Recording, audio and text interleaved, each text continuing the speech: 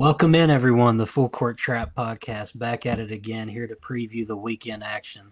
I got Jake, Brandy, and Blake here with me again. We're ready to talk about a loaded weekend. We've got ranked matchups, ranked teams going into hostile environments against unranked opponents. It's going to be an eventful week, as it always is at this part of the regular season. And let's not waste any time. Let's get straight into it. We're going to start with what I would consider to be the headline of this weekend: Tennessee going to the Jungle at Auburn. That's going to be a great matchup. We got the number one team in the country, Auburn, obviously taking on Rick Barnes' number 6 Tennessee Volunteers. Brandy, I'll let you lead off here because your Auburn Tigers, they've got the spotlight this week. College game day's coming to town. Primetime ESPN slot. It's going to be a big one for the Tigers. Yeah, a little nervous as a fan for this game. Last time game day came to Auburn, we saw what Kentucky did to Auburn. They got out of there with a really nice win. This game's going to be really interesting because Tennessee has an incredible defense and Auburn has an amazing offense. So I I don't know what's going to happen. Depends, I think, a lot on if Janai plays or not. Bruce Pearl has said today that he practiced yesterday. He wants to play, but is going to see how he feels before that happens. I do know that he ran with the twos in practice this week. So game time decision there for Janai. And Tennessee does have a little bit of length in their front court with Akpara, very tall. And they're really good at limiting shooters, which Auburn has a lot of shooters. So I think this game is really going to depend on how Auburn's guards play. Tennessee is the second best in defense for for field goal percentage, effective field goal percentage.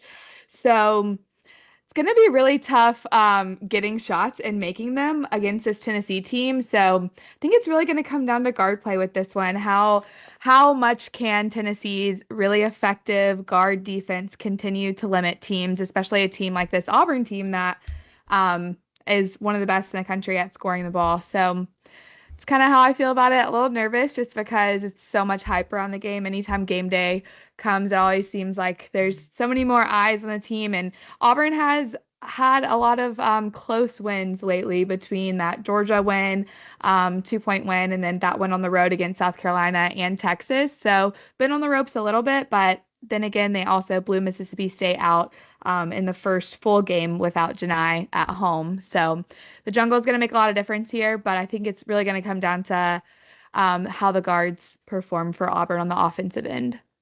Yeah. With all that being said, you think Auburn gets it done?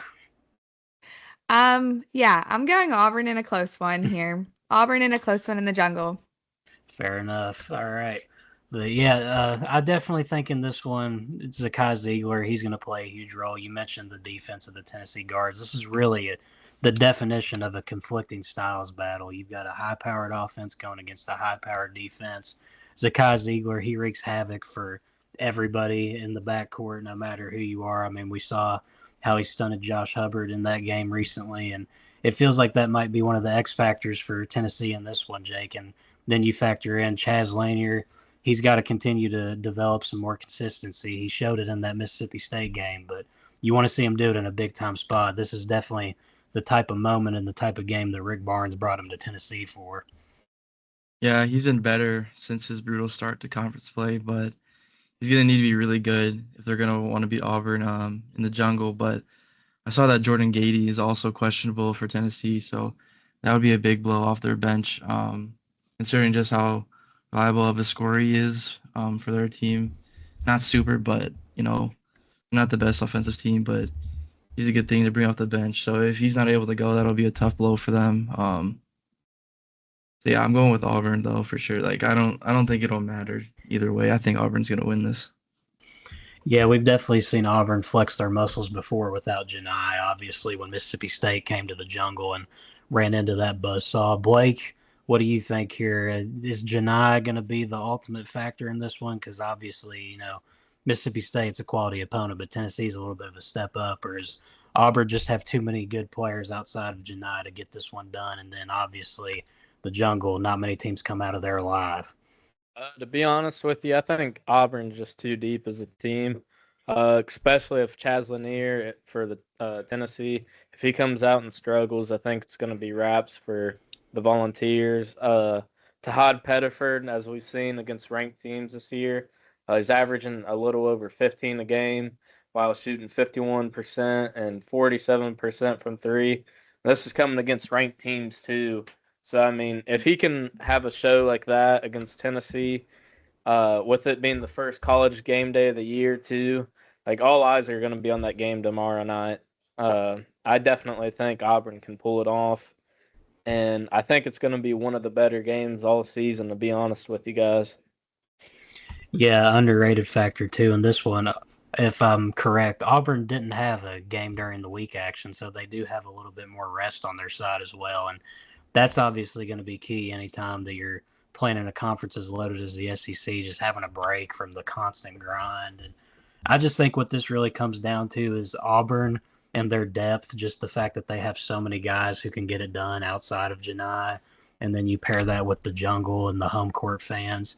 It just Yeah. seems like a combo that's going to be too much to overcome if you're Tennessee. I mean, I don't think when Tennessee can keep up with their offense either. Like, I just don't. yeah, So, yeah, no, this is definitely going to be a good litmus test for Tennessee when it comes to their defense to see just how legit they are. Like, if mhm. they can hold Auburn to a semi-ineffective output offensively, then yeah, I mean, they might have a legit defensive unit here. I mean, I think they already do, but I mean, talk about a test of all tests. But for me, if you're Tennessee, I think, Chaz Lanier, he's the obvious choice here. You want to see him have a good game. And I feel like that he's kind of due for a big game in a big spot where everybody's watching.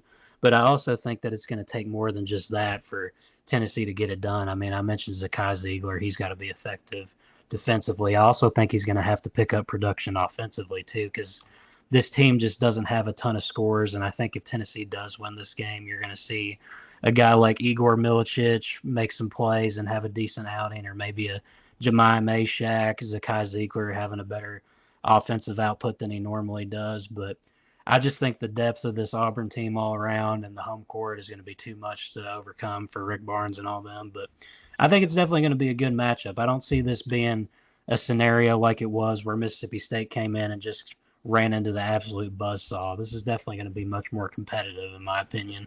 And then transitioning to the game that's actually before this one, a loaded doubleheader on ESPN tomorrow, Big 12 battle. Houston, they're going on the road at Kansas. Houston just came off of an amazing defensive performance holding. Who did they play on Tuesday? I forgot who it was off the top of my head. I'm trying to think here. Utah, Houston. Utah. Yeah, Yeah. it was Houston Yeah, or they Utah.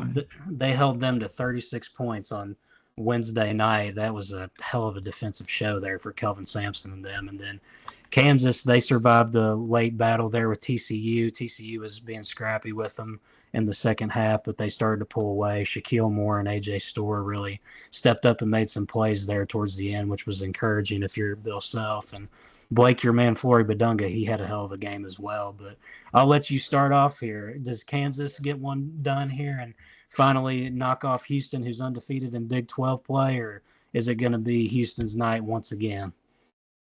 This is kind of a hard one for me to like project because Houston right now is number one in the country, scoring defense wise.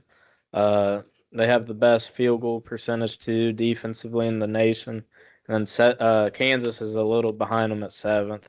So if Bill Self rolls with the two bigs to start off the game with Flory and Hunter Dickinson, I feel like that game could be dicey for the Cougars, but I think Houston's defense is just going to be too much for Kansas. Yeah, I definitely could see Houston just overwhelming because, I mean, Kelvin Sampson, for as long as he's been there, defensive mentality, that's always been the MO over there for those Houston teams. And they've obviously shown it so far this year. But, Brandy, what do you think it's going to come down to in this one? Obviously, the game is at Allen Fieldhouse, which I would imagine is going to play a big factor here. But this is going to be Houston's first really legit test in conference play as well. They do have the undefeated record so far, but this is the first kind of marquee matchup they're heading into here on Saturday night.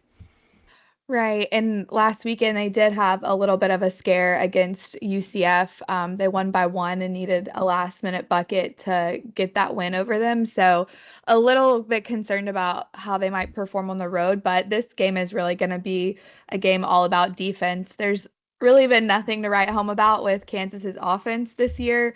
The roster construction for that side of the ball was just pitiful by Bill Self, quite frankly. And Houston seems to have found their way a little bit on the offensive end.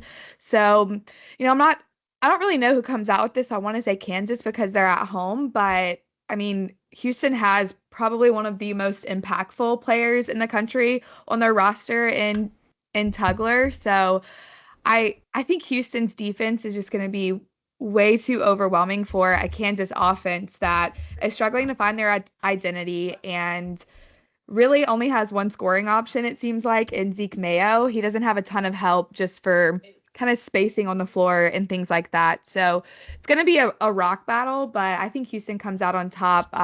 They're just way more consistent, and I feel like the synergy on that team is better, especially on the offensive side.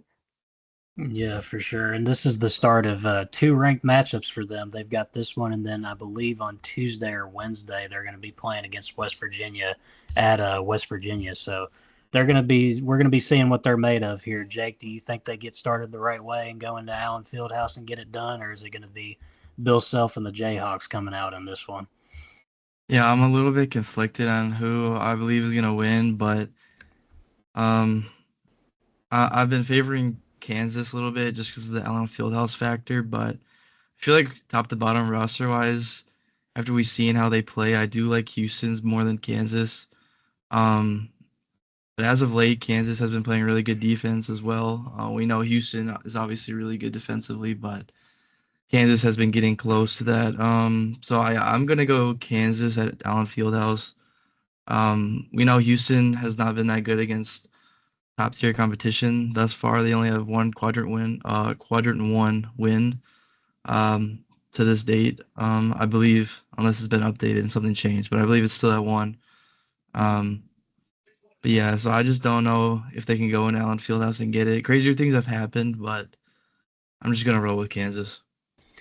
Yeah, the thing I'm concerned about here, if I'm Kansas, is we've mentioned obviously the struggles of this team and just not looking well put together at times. And I just kind of think that when a group that's as elite defensively as Houston is, that's going to cause some major havoc for them, and they're going to have to find ways to win that they're not really comfortable winning in. And I mean, we saw what happened. Granted, it was on the road, but when they went to Iowa State, they were held to 57 points in that one. And Iowa State, that's another good defensive team.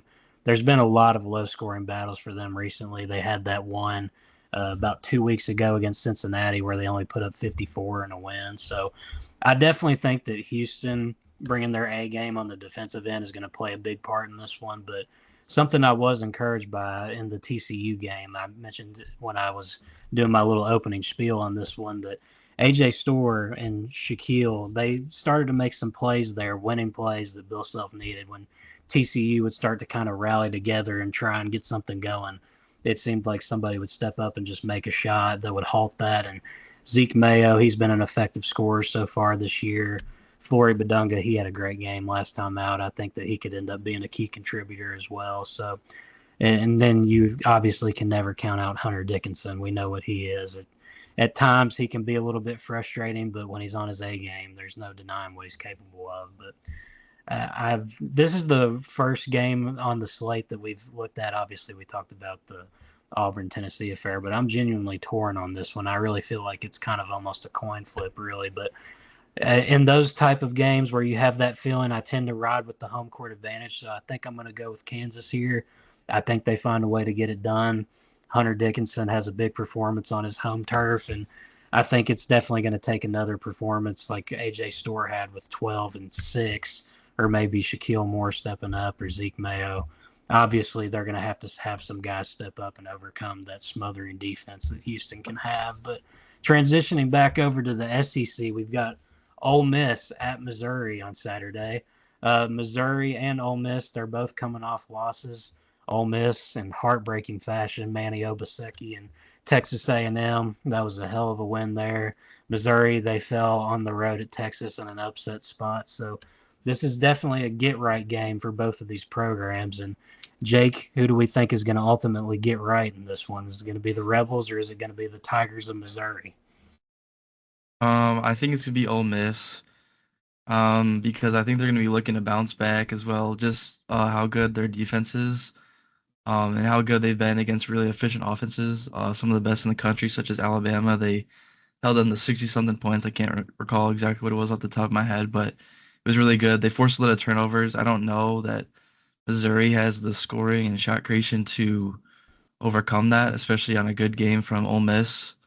I think they're going to be playing more desperate too, because dropping two in a row um, would be really hurtful for their chances to getting the SEC title, if that's what we're saying they're in contention for. But um, yeah, I like Ole Miss. I just don't know if Missouri can overcome what Ole Miss is really good at. Yeah, for sure. Blake, what about you? What are you feeling in this matchup of two teams that are coming in, obviously hurt by their recent outings, games they didn't want to drop? Who's going to get right in this one?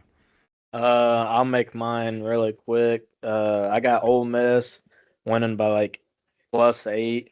I think their defense is just a tad bit better than Missouri's scoring. Yeah. Brandy, how about you? Who you rolling with? I'm going with Ole Miss here. Out of their 4 losses that they have, 3 of those 4 combined are combined they've lost by 6 points. So one of those being the overtime loss to Mississippi State, and they've shown a lot of fight. They just have struggled a little bit to close out those games that they've lost, but I think it's still a really good team, especially defensively. On the offensive side of the floor, they really don't turn the ball over that much either. And they're forcing turnovers on the other side. And Missouri is really lengthy, but outside of Caleb Grill, with his return, he's been kind of red hot. But outside of him, I feel like they have struggled a little bit on the offensive side to kind of find a solid person to go to. So I really think this game's going to come down to whether or not Caleb Grill is going to be efficient from behind the arc. And I think that with how good that we've seen Ole Miss's defense play this year, I just don't see Missouri coming away with the shots that they need to win this game. So I'm going with Ole Miss here. Yeah, I think I'm kind of feeling the same on that one, Ole Miss. I mean, they've had some bad results recently, but we mentioned it, obviously. We know what they're capable of defensively. But Sean Padula, Malik Dia, they've got the guys on that squad to make some noise in the SEC. And this is a big standings game as well when it comes to the SEC because both of these teams sit at 4-2 right now. It feels like every week, you're trying to create separation from other teams because there's so many teams that are just sitting there at the top of their game, and it's definitely going to be an important spot for both of these squads. If Caleb Grill comes out firing on all cylinders, and I think Missouri is definitely capable of stealing this one, but I just think that Ole Miss is overall the better team here, and it's kind of hard for me to pick against them. And they're coming off a string of bad results, so I'm looking for them to be motivated. Chris Beard, he's done a hell of a job with them so far this season, and I think that he's going to have them ready to go, and they're going to have a bounce back performance here. And transitioning over to a conference that we haven't shown a ton of love to this year, like the SEC, but it's a matchup worth noting over in the ACC. The number 2 Duke Blue Devils, they're going to have a little bit of a road test here going to the Demon Deacons of Wake Forest. I don't think that I'm going to predict a Duke upset here, but if there was a spot in this week ACC for them to possibly go down, it could be at a raucous Wake Forest crowd with Hunter Salas cooking and firing on all cylinders. And I don't know about you, Jake. I'm not picking any upsets here, but I definitely think that Duke needs to proceed with caution in this one. Yeah, I agree, but I don't think there's a game left on Duke's schedule that, or outside of the ACC games, because they do play Illinois, but like in conference, I don't think there's a single game that you can logically predict Duke to lose, if that makes sense. Like Yeah. it could happen, but it just like it wouldn't make sense, and it would obviously be a big upset. Uh, I just think Duke is way too talented and way too deep compared to the rest of the conference. Um, I was gonna say exception in Louisville, but I still agree that they're way more talented and deep. Louisville is just pretty good for their what they have, but point stands that I just think they're too talented, too deep for the rest of the teams. They have too many weapons to send at you. I don't know what Wake Forest is gonna do to get a win here, but yeah, I'm going Duke. I just don't see it for Wake Forest, honestly. I'll tell you what it's going to take for Wake Forest. It's going to take a little bit of magic, and it's going to take Cameron Hildreth and Hunter Salas just going nuclear in this one. I mean, yeah, I definitely agree with what you said, Duke. You can't really look at their schedule and say, yeah, this is a game that they could drop. But I mean, if you're just thinking strictly from like, okay, they're going to be tested on the road, and there's a chance they slip up, I think this is really the only one where you could even attempt to make a case. I don't know what you're thinking, Brandy. Like I said, I'm not picking a Duke upset by any means, but I definitely think this is a compelling matchup. I agree with you that it's a compelling matchup and that Duke may be a little bit on upset alert here. I think the kind of age of both of these teams is quite different. Wake Forest starts 4 seniors, Duke starts 3 freshmen. But Wake Forest does have a decent defense, as does Duke. Duke's limiting teams to around 60 points per game, and Wake really isn't that far behind them at 65.7. And then this is probably the lengthiest team that they'll face in conference play. So Wake Forest does have that going for them. I'm not saying I would take Malawach over Reed, but I think Reed will be able to give him a little bit of a challenge there. He's stronger and he's older and has a little bit more dog in him. So, and Wake Forest also has a history of upsetting Duke at home. So, maybe a little bit of magic there in the Joel, possibly. I don't think that I'm calling it though. I still think Duke goes in there and wins, but Wake Forest is going to have a crowd and they're playing with a little bit more swagger now than they were at the beginning of the year. So I think it's going to be a really exciting game. And as we saw when Duke went on the road to, I think it was Boston College, there are tons of people that are coming to watch Cooper Flag play basketball and pack out arenas. So I'm expecting Wake Forest to have a huge home crowd there. And I'm expecting Wake to actually defend the three pretty well. They, I think, are the third best in the conference at defending the three too. So, if Wake Forest defense is enough to slow down that Duke offense, then I think it gives them a shot here. But I still think Duke's going to come away with the win. Yeah, it's definitely all going to come down to defense for me if you're Wake Forest, because this Wake Forest team, they're not going to be able to outscore Duke. I mean, even if Hunter Salas and Cameron Hildreth had great performances, there's too many weapons top to bottom on that Duke roster. I mean, if Cooper Flag, he's always going to get his, but then when you have guys like Kaman Malawach, Con Knipple, and then the veteran guys with Proctor, it's just so many options on that team. And Wake Forest, they do rank third in ACC defense. I'm pretty sure is the measure I saw on them. But Blake, what are we thinking here about the Blue Devils? I don't think you're going to be predicting an upset either, but this is definitely something that I'm going to keep my eyes on at the bare minimum. Yeah, I'm predicting far from an upset. I got Duke by like 15. To be honest with you, I don't think Efton Reed holds a moth to Maluach's flame. Uh, he's been in college for 4 years as a top 50 prospect for a reason, respectfully. Hunter Salas, I do expect him, though, to have a really big game. In this past, like, 5 games, I think 4 out of the 5 games he's had like 25 plus. Since, like, I think it was mid December, he's been tearing it up. So I expect him to have a big game. I expect Hildreth to have a big game as well. But besides that, I just don't think they have enough depth. Trevon Spillers, he's having a really productive year too for the Demon Deacons, but I just don't expect him really to be able to keep up with Flag. Before we move off of this, I'll ask one more question for everyone. The spread is currently Duke minus 10.5. Now, Blake, you said you took Duke by 15, so I know what your answer is. But Jake and Brandy, Jake, I'll let you take the floor first. Does Duke cover? Yeah, they do.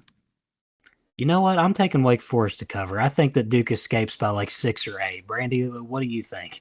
I'm taking a home underdog 10.5. Yeah, every day. Mm-hmm. And hey, Notre Dame kind of came back and gave Duke a little bit of a scare, and Duke was at home for that game. So yeah, I would take Wake plus 10.5 there. Yeah, we got the split panel here on the spread. We'll see how that goes. This sounds to me like I need to cook up a fade the trap for tomorrow that's inevitably going to fail on all legs, but we'll do it anyways. Moving off of the gambling side of things here and back over to the SEC, the podcast's favorite conference this year. We can't quit talking about it. There's too much quality basketball. My Kentucky True. Wildcats, the number 9 team in the country, going to Vanderbilt and Memorial Magic after they just pulled off the upset win against Tennessee last weekend. Stumbled a little bit against Alabama on a Tuesday night, but I mean, nobody's going to look at you any differently for falling to that Nate Oates fire-powered squad. But I'm just going to go ahead and say it, everybody. I am very nervous as a Kentucky fan for this game. I do not like this spot at all. This screams trap to me, and I'm going to save my prediction for last. Brandy, I'll let you go first. What do you think? I mean, you were witnessing the Memorial Magic firsthand last weekend, so I think it's only fair for you to get the first say on this one. Yeah, and I actually did say that Vanderbilt was going to upset Tennessee last weekend, but I don't think that I can pick them to upset Kentucky here. I just don't see Vanderbilt's offense being able to keep pace with Kentucky's offense. Um, Maybe they possibly can if Tyler Nickel is on and if Jason also has a game like how he had last Saturday. But this Vanderbilt team is, I think, better than what some people have led on to believe. They're a little bit more of an underrated team to me in the conference, and I think I said that last week, but they still kind of just lack the offensive firepower needed to go up against these better offensive teams like the Kentuckys, the Alabamas, and the Auburns. I think why they did so well last weekend against Tennessee had a lot to do with rebounding, and their defense really stepped up, and Tennessee just didn't take a lot of shots, really. Kind of polar opposite teams, that a team that they're playing this week in Kentucky. So yeah, I don't think that there's going to be an upset. I don't even think it's going to be close in this game. I think that we're not going to see any Memorial Magic. Maybe I'm wrong. But yeah, I just don't see Vanderbilt having enough guys on offense to get it done is really what it comes down to for me. So Yeah. Blake, I turn to you next. Kentucky, they've had a week to sit on that loss to Alabama. It was a close, hard-fought one in Rupp Arena, came just a couple plays short. Obviously, that probably hasn't sat well in the locker room for Pope and company. They've got the rest under their belt. This seems like a spot where they should take care of their business, but I am slightly concerned. What do you think heading into this matchup? Deep down, I want to say Kentucky, but I do have my doubts that they pull this one off. I think Jason Edwards is going to come out and have a really good game again. This Kentucky team really does shadow like Alabama that Vanderbilt just went against last week. They did get beat by 16, but I think that's going to put a sour taste in uh, Vanderbilt's mouth. And them being at Memorial Gymnasium, I do think it's going to be ruckus there. It's probably going to be like 65% Kentucky fans, though. I feel like it's always decked out with UK fans there. But I I don't know if I want to say it. Say it. Okay, I'll say it. Vanderbilt. I'm taking Vanderbilt to win this. I wow. think they stunned Kentucky here. Uh, this is the first time I think I've won against Kentucky. I just think it's a trap game, to be honest with you guys. Oh, I 100% agree. This just screams trap game to me. Jake, I'll let you take the floor before I give my final thoughts, but what are you thinking here? Yeah, I agree with the trap game sentiment that you guys are going with. I feel like it's a game that Kentucky should win. They're obviously the better team. They have the better roster. But I think that Vanderbilt coming off a loss, they're not gonna want to drop two in a row. Um, I think this Vanderbilt team gets slept on. I think they can be competitive in every game in conference play just because of how good the coaching is and how well they've gotten the roster to buy in. Despite probably a lack of talent from top to bottom. They do what they do very well. And I worry if like Vanderbilt, they hit 11 threes against Alabama, if they're able to replicate something like that. And then we've seen Kentucky go on the road and struggle a bit at times offensively. What I'd say like twice this season, at Clemson and at Georgia. If Vanderbilt can put together a good defensive game plan such as that, I think Vanderbilt could definitely win. Um, but I'm gonna go Kentucky. I'm not gonna overthink it too much, I guess. I just think they're better. That's not saying much. It's not like crazy analysis, but yeah, I just think they're better. So Okay, so here's the thing with this Kentucky team that we haven't talked about a ton recently that I'm just gonna rip the Band-Aid right off after that last game. This team, they suck defensively. It's just time to come right out and say it. This team cannot check anyone, and I don't know what the deal is because you've got Lamont Butler, who is one of the better defensive guards in the country. Otega Owe, he's a defensive unit when he wants to be, and then Jackson Robinson, he's got the size to defend. Amari Williams at times, he just kind of looks like he's not really trying at the rim to defend. And Andrew Carr sometimes comes across as a little bit soft to me. So I'm just very concerned because when you have the home court magic cooking for you, and this is a team that's already proven they can take out one of the top dogs in the conference, this just has warning signs all over it for me. And I really do think that a big part of the reason why Kentucky fell in that high scoring battle against Bama was just the lack of just big time shot making down the stretch. They had their opportunities to seal the deal and kind of get ahead on Bama there and just didn't take advantage. Andrew Carr had a really poor game as well. So I think if Kentucky does want to win, shots are going to have to start falling a little bit more than they did in spots because there's going to be moments in this game, I fully believe, where Vandy's going to have some momentum going and the crowd's gonna get into it on the Vandy side, and somebody on Kentucky's gonna have to step up and make a shot, whether it's Kobe Brea, Jackson Robinson, Otega Owe, any one of those guys. And I just I really don't like this spot as well because you're heading into a really big week if you're Kentucky where you got to go to Tennessee, and then you've obviously got the reunion with John Calipari coming up on Saturday, and that's I mean, in terms of opponent, that's not a huge deal, but that's going to be a big deal to the people in Lexington, and I'm sure that the team's going to be aware of the significance of that matchup. So you really want to get started right here and get a win. I'm torn. I really am. I'm going to reluctantly pick Kentucky to take care of their business here, but I'm definitely shaky on that prediction. I'm not super confident. I could really see what Blake's saying, where Vandy just cooks up an upset and the magic strikes again there, but we'll find out. I just think that what might be the deciding factor for Kentucky here is simply the fact that they've had a week of rest and time to sit on that loss. And I feel like this is their time to come back out and show everyone that they're still the team that they've been praised as the last couple of weeks. But moving out of the SEC once again and over to the Big East, we've got the UConn Huskies. They're going on the road to Xavier. UConn obviously just came off an overtime battle against Butler. Dan Hurley was berating refs once again. Nothing new over there in Stores. I got a whole video coming up that I think I'd like to discuss that and how that's all unfolding over there. But Blake, I'll start with you. Does UConn, they've had their problems. They've been in games against inferior opponents where you feel like they should really take advantage and come out swinging, and they just haven't really lived up to it. And Liam McNeely, I'm pretty sure his status continues to be unknown. So do we think this is a trouble spot on the road for UConn? Yeah, definitely.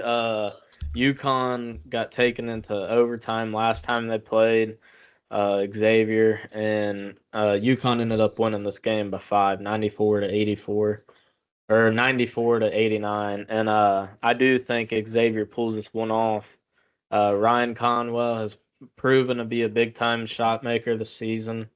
Zach Freemantle, since he's returned from injury, has been like unbelievable, I feel like, for that team. He's completely changed that team. So I think those two are going to be two like key factors going into tomorrow against I don't want to say weak UConn team, but a really inconsistent UConn team. They ended up just playing really close against Butler, who, I mean, Butler sucks this year. Let's just pull the Band-Aid right off, guys. Yeah, I mean, definitely not a lot to be enthused by on that squad. I don't know if I'm ready to pick the upset just yet. Maybe the more I sit on it here, I might be ready to. But Brandy, this Xavier team, they just came off a hard-fought battle in overtime where they almost took out St. John's in a road environment. So we've seen this team. Clearly, they have the firepower to knock off a ranked opponent and go in there and fight. So that now they get UConn on their home court. That's definitely an advantage for them and something to look forward to in that matchup that could be a big help. What do you think about this one? Yeah, I mean, UConn's clearly a different team when Liam's not healthy, and this being on the road does not bode well for UConn, and their defense has some serious issues that they need to work on. UConn's offense, I think, is fine, but their defense just has some glaring holes. I don't think Xavier necessarily needs to score a ton in the paint, but I think that they do need to play well and rebound well in this game against UConn. Um, and if they can find a way to shoot it decently, which I think that they can against this UConn defense, then I think that they're going to be fine. I'm taking Xavier here in a home win. Xavier had two pretty big road wins earlier this year, and they kind of fell off a little bit after that. Um, but I feel like they have found their identity a little bit more. Kind of found a little bit of a way to replace Quincy Oliveri from last year, like his production. Kind of asking Ryan Conwell to step up a little bit more. So I like Xavier in this one. I think that UConn just has some issues that they have to figure out and kind of battle through while Liam is still not healthy. Yeah, and I mean it is worth noting that they're 9-2 on their home court this year, and they do rank second in the Big East as well when it comes to assists, 16.9 per game. Davion McKnight, he's been distributing the ball really well. We obviously mentioned how big it is for Zach Freemantle to be back and healthy. Jake, before I give my prediction here, what do you think? Do you think UConn takes one on the chin here and falls at Xavier, or are you going to pick Hurley to escape? Yeah, I'm going with Xavier. They played UConn close at home. They had a chance to win it. As we already talked about, UConn's defense is. I think we were kind of sugarcoating it. It's like really, really bad. Like 132 on KenPom.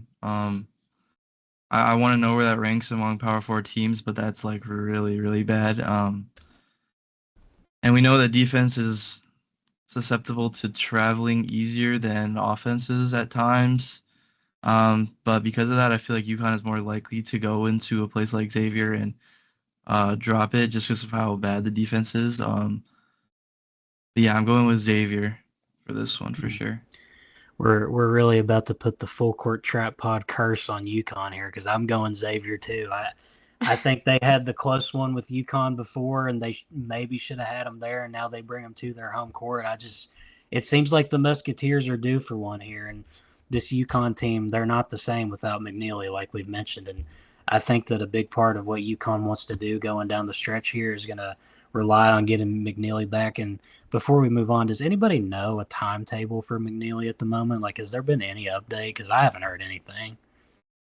I don't think there's been any No, update yet.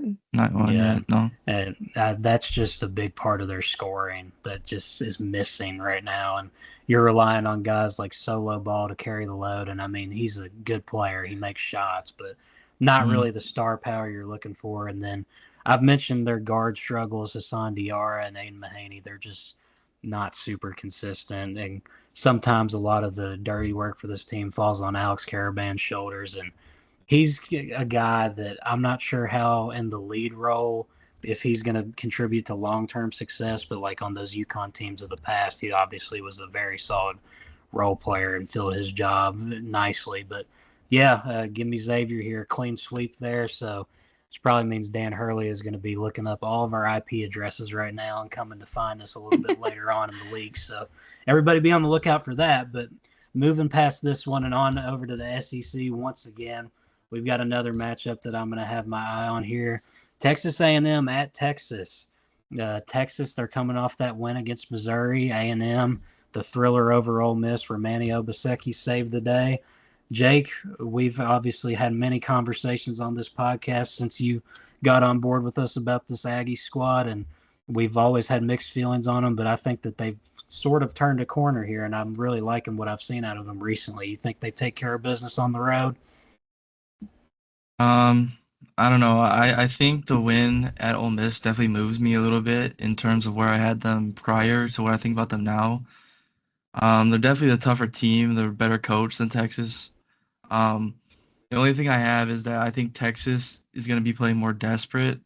They're in a more desperate spot for sure. They're at home. They're 2-4 in conference. They're probably bubblish right now, maybe on the outside looking in, I believe, if I remember correctly where their projection is at right now. So they need these big wins like this. Like this is a perfect opportunity for them to get on the right track and get on the right side of the bubble. But it's kind of hard for me to pick. Wade Taylor is back, obviously. I think he's bound to get back on track. He didn't really play that well against Ole Miss, but obviously, his impact by just being on the floor. But I think he's bound to get back on track soon. So I'm gonna go with Texas A&M. I just think everything besides like the superstitions favor them. The only thing I worry about is obviously, like I said, the desperation from Texas, needing to get a big win at home. But I'm just gonna pick the better team and go with Texas A&M. Yeah, and Brandy, we mentioned it before we started recording. We were talking about Texas and how it just feels like there's really a lot of untapped talent on this team that kind of seems to be mismanaged at times. And I really do think that they're a lot better than their record shows thus far. And they've had results at home. I mean, every home game they've played against a ranked opponent, it's been close. They only lost to Auburn by 5. They lost to Tennessee by 4, and then they got the win against Missouri. Really only the bad loss they've had of conference play so far, which isn't a bad loss. They got blown out at Florida, but I mean, nobody's going to hold that against you. Florida's looking like one of the best teams in the country. But do we think that they have enough to get one done here? They've been competitive in every home game they've played against a ranked opponent, and this is obviously a rivalry spot as well, so a much bigger game, I would imagine, for the home court environment as well. Right. We saw these two teams play each other to start off conference play, and A&M won by 20 at A&M. A&M's also coming off an emotional win over Ole Miss. They were only leading for the last few seconds of the game, and that was it. And like Jake had mentioned, like Texas is desperate. They need to make the tournament, find a way to get on the bubble somehow. This Texas roster has a ton of talent, a ton of scoring options. They definitely struggle with getting the ball to the right person at the right time. There's something off with the sets that they run. I think that has a lot to do with coaching. Yeah, I think coaching their is bad. defense is pretty solid still, though. Um, and I get A&M won this week, but there's still something I don't love about this A&M team, and I can't figure out what it is. And I think that's possibly Zurich being forced to play the Wade Taylor role when he was out, but now Wade Taylor's back, but he didn't play well against Ole Miss, yet they still came away with the win. I'm going with Texas here. I think Trey Johnson's gonna get what he wants and get his way like he does in most games. But I also think we could see Jordan Pope or maybe Arthur Kaluma, one of those two players, really step up offensively. A&M has a great defense, and defense does travel, but this being a rivalry spot, this being a desperation spot for Texas, and Texas still actually having talent on their roster and playing good defense still, I really see this as a spot where Texas can kind of get on the right track and start winning some games and get a W for the home crowd that's going to be there in a rivalry game. It's also really hard to beat a team twice in a season when you've already played them once, especially when they blew you out the first time. So a little bit of a revenge factor too, I think, for Texas. Yeah, and I mean, you mentioned there's something about this Texas A&M team that you just don't like that you can't put your finger on. I mean, we've talked about it before. When you're a team that's led by Wade Taylor, you're going to get the highs of Wade Taylor, but you're also going to get the lows, which is a lot of shot chucking, not really the most efficient scoring output most times. And this team, I mean, it's a similar group of guys with some new players mixed in. They haven't ever really put together the long-term results. I mean, in the NCAA tournament, they haven't made it to the second weekend the last 2 years, I believe, if my memory serving me correct. So I definitely see what you're saying on the not being able to wrap your finger around what exactly it is you don't like about this A&M squad. But Blake Smith, before I make my prediction, are you going horns up on this one, or are we going with the Aggies to prevail and Buzz Williams' squad? Oh, he's got horns down. Horns down. He's Oh making shoot, the I he's was making muted. the My muted bad. My pick. bad. The Yeah, I muted think that. clickbait or clip farm, sorry. I think the Aggies pull it off. I think their physicality and defense is just too good right now. Wade Taylor and Zurich Phelps, hopefully they pick up their production compared to what they were playing like last game. But I am gonna cut Taylor some slack because he was out for quite some time. Because I think it was like a hip injury or something. I know he got hurt in like his lower body or something. I forget what it It was was a against groin Purdue. injury, I think. Groin. Yeah. But yeah, I do think he bounces back against Texas. Jordan Pope, I don't think he's really great defensively. Trey Johnson's a solid defender, but I still think he can get his own. Like he can score pretty well going into this weekend. I'm definitely looking forward to the Trey Johnson Wade Taylor battle because I have a feeling that could be a really, really good scores duel there. And Blake, I would go horns down with you if this was at Texas A&M. Unfortunately, it is not, so I'm going horns up. I think Texas gets it done here. I think Trey Johnson has a legacy performance and keeps establishing himself as one of the more dynamic scorers in the conference. But I do think it's going to have to take another performance as well when you're going up against a team of A&M's quality that's already beat you once. So I definitely think Texas gets it done here, but it's going to be a close one. I'm looking forward to it. And moving on to the Big 12, we've got Iowa State taking on Arizona State at Arizona State. Now, this is a Sun Devils team. Blake's got Blake, a you lot want of to noise going mute? on. No. Yeah. It's all good, Blake. We'll keep things rolling. Live production here. We got Iowa State going on the road at Arizona State. This is a ESPN Plus battle at 2 p.m. So that's going to be an interesting one behind the paywalls there. Go ahead and get your family ESPN Plus accounts ready. Jake, what do we think about the Cyclones in this spot? Arizona State, they've obviously already shown they've got the potential to take out a top 25 team there. They did it against West Virginia earlier in the week. You think they do it again here? Because I'm just going to go ahead and make mine short and sweet. I don't think they do it against Iowa State. No, yeah, I was gonna say I'm not. This one isn't hard for me. I'm going Iowa State. Arizona State isn't super skilled offensively. They have skilled players, just not offensively. Iowa State is the perfect team to shut down players like Jaden Quainance, obviously. He's still young. Iowa State is super physical, really good defensively. It's like this is kind of like we'll watch him put up like 25 points now after I say this, but I feel like this is just like a nightmare matchup for him in terms of just how Iowa State is able to play on the defensive side, how physical they are. And then, like I said, Arizona State, they're not super efficient on offense. They don't. Well, I'm gonna just keep it like respectful, but they don't run that good of stuff, in my opinion. But yeah, I'm going Iowa State. It's not. I don't need to say too much. I just think they they're just way more talented than Arizona State at this moment, from top to bottom, and much better coach too. Yeah, Brandy, I imagine you might be thinking the same here, rolling with the Cyclones, or do you think Arizona State might have another upset potential in them? Yeah, it may be a little tough to travel across the country in this conference, but this Arizona State team just leaves a lot to be desired on the offensive side of the ball. I think JQ will continue to play really well defensively like he has all season. But on the other end, I mean, they just really don't have shooters on their team. Really, they have Alston Mason at point guard and nobody else like behind him. Um, and Adam Miller's okay. Um, Iowa State's way lengthier too. So I think this is honestly a horrible matchup for Arizona State, and I think that it could get kind of ugly for them in this game. I'm taking Iowa State by like 15 in this one. Oh, so I was just about to ask the question of do we take the Iowa State spread here? It's currently listed at, let me check, 9.5. So we know what Brandy's answer is. Jake, are you taking Iowa State minus 9.5? Um, no, No? Okay. no. Jake's I expecting a did it little for bit Duke and more. Wake Forest. I don't want to do it again. You don't want to double down on the home dogs. Yeah, I don't. That's tough because I don't want to bet against the home dog. That always seems like a bad recipe. But this is also a game where I just think that Iowa State's size and physicality could just come in and absolutely work Arizona State. I think that Curtis Jones is going to have a big game as well. Podcast favorite Curtis Jones. Blake, what do you think about this matchup before we move on? I think Curtis Jones is going to have a huge performance.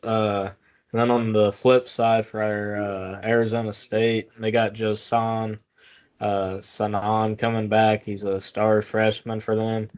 I expect him to have a decent game. I'm hoping he does so we can see it somewhat of a good game. Because if he doesn't have a good game, if Quayton gets shut down by Joshua Jefferson and Deshaun Jackson, then this game is going to get out of hand really quick. You got Adam Miller for Arizona State, who I feel like has been in college since the Ice Age, and he's averaging 9 points a game. And he was like what top 35 in the nation out of high school. Was a Mhm. dog at LSU. Now he's He was really good at Illinois. average. Yeah, Illinois too. Well, Yeah, not and really now he's good, but just like he was a average. freshman and he looked really Yeah, promising. yeah. He Kind of looked like he had a disappointing. pulse, and now he's awful. And he had the Respectful. Juice World stamp too. Juice World Yeah, was like hyping him up. yeah. That's the first and probably last Juice World reference on the Full Court Trap podcast. Shout out Juice. But moving on, another battle here of unranked versus ranked teams over in the SEC. I think we're going to keep this one short because I don't really think that this team has the juice in them to get an upset. But does South Carolina finally pull off a ranked upset in their home court against the Mississippi State Bulldogs, number 14? I see Blake with the thumbs down. Brandy's shaking her head, and Jake, I don't think he agrees either. So whoever wants to take a stab at this matchup first, what would be the only hope for South Carolina to get an upset? Banking Well, threes like Zachary Davis did. yeah. I was just gonna say I'm not picking South Carolina to win another game after I saw what they did against Florida, and like they were having everything go right for them. Like they were banking 35 footers, and then you choked that badly. Like that's actually like pathetic. Yeah, it is pretty pathetic. Brandy, do you think there's any hope for Gamecock Nation here, or is it going to be 10 losses on the year as we head into February already for South Carolina?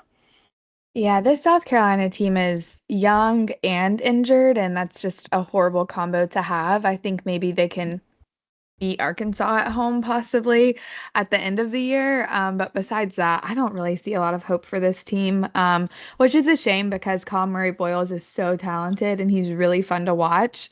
But yeah, they don't really have a lot of leadership, it seems like, within the team itself. And I think that has to do with the age of this team. And nothing seems to go right for them. And I don't see that turning around anytime soon. So, and I definitely don't see it turning around against a team that has a strong backcourt like Mississippi State. So, yeah, I think this is going to be another loss, and they're going to start off conference play 0-7. Mm-hmm. Yeah, I mean, I think the chance they really kind of had to spark the season was when they were up 5 with a minute to go against Florida, and they just decided to let that go. So that's definitely just a factor in all this.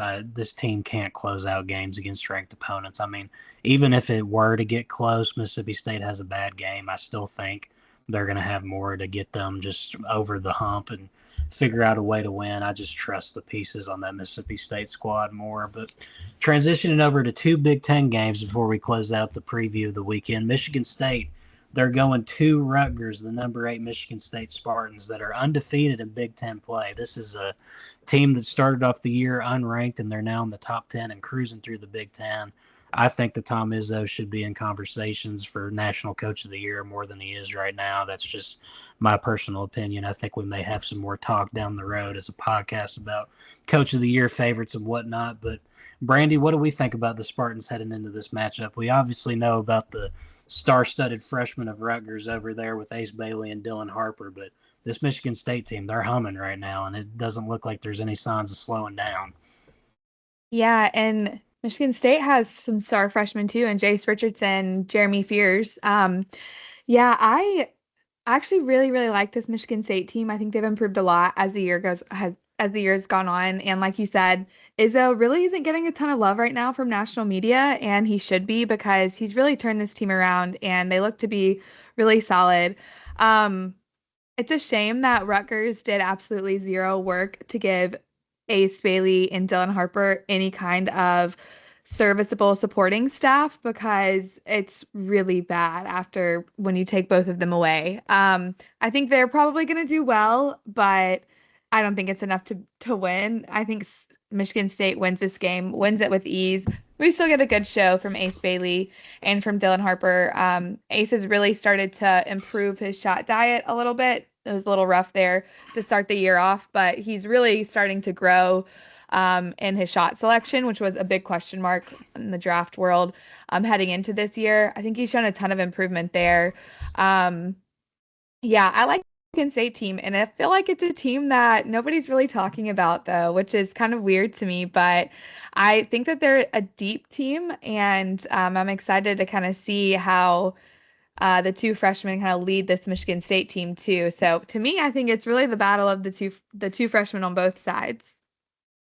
Yeah, for sure. And I mean, we've talked about it obviously to open this thing up. Michigan State really isn't getting a lot of love nationwide, it doesn't seem like. And for the talks that we were having at the start of the year about this Michigan State team when they fell to Kansas in an ugly Champions Classic game, I mean, where they're at right now, I didn't see it coming. I don't think any one of us saw it coming. And that's a huge testament to Tom Izzo for being able to right the ship and get things on the right track. But Jake, I imagine you're rolling with the Spartans here in this one. Not much to really think about here. Yeah, I think so, but they've won 11 in a row. So the only thing that worries me is that if you get like Dylan Harper or Ace Bailey, like explosion, maybe both, like MSU is not really combated to like go on like high scoring, like I don't know how to describe it, but like they're not meant to really play in these super high scoring like blow for blow type of games, if that makes sense. And I don't think they're really good at any one thing per se. I think they're really solid just all around. They play like really old school. They only took 10 threes the other day against Illinois. Um, but I think they're really solid. But the one thing that worries me is obviously the Dylan Harper and Ace Bailey possible explosion game. So I mean, we'll see what happens. But no, I'm going Michigan State. Yeah, and I mean, you alluded to it, Jake. I think the only real way here for Rutgers is if it turns into the Dylan Harper and Ace Bailey show. And Blake, I would imagine you kind of agree with that assessment there when it comes to the Rutgers side of things. Yeah, they're kind of short-handed at the front court position too now. They just lost their starting center, Emmanuel Ogbol, I think is how you pronounce it, and he's been showing a lot of promise lately. Not really on the offensive end, but he's been a force in the interior on defense. So that's going to end up being a massive blow to them. Michigan State's got one of the best playmakers in the country, with that being Jeremy Fears. And I think Michigan State just has too much firepower and is going to win pretty handily. Fair enough. And keeping it in the Big Ten before we wrap this up, Sunday hoops, we got an Illinois team that's coming in wounded. They've lost 3 out of their last 4, and now they host a Northwestern squad that's proven to be a little bit of a challenge so far. They're sitting at 12-7 on the year, but they've got some players on that squad. Nick Martinelli, he's a hooper. Jake, do we think Illinois gets things back on the right track here? They've got a lot of love recently in the last couple of weeks, and that all kind of came down and crashing and burning the last week or so. Yeah, I do think they'll get it back on track against Northwestern, but that's not to say Northwestern is a pushover. I don't think that at all. They played well in East Lansing and Ann Arbor against the Michigan teams. They had a chance to beat Michigan. They obviously beat Maryland at home. So I mean, if Illinois is going to continue to play poorly, I could definitely see Northwestern getting a really solid win for themselves on the road. But I just think that this is a perfect get right game for Illinois, so I'm going to go Illinois. Yeah, Brandy, you mentioned in the last recap of the week that Maryland was your most impressive win when they came and absolutely blitzed Illinois. And now Illinois gets another crack at it at home against another unranked Big Ten team, but a team that can't be underestimated whatsoever. Yeah, I think this is a good get right spot for Illinois, but I don't think it's going to come easy. Northwestern has a top 30 defense in the country, and they've had a couple of wins and then some close losses to decent teams. So I don't think it's going to come easy, and I think it's going to be a rock battle because both of these defenses are pretty good.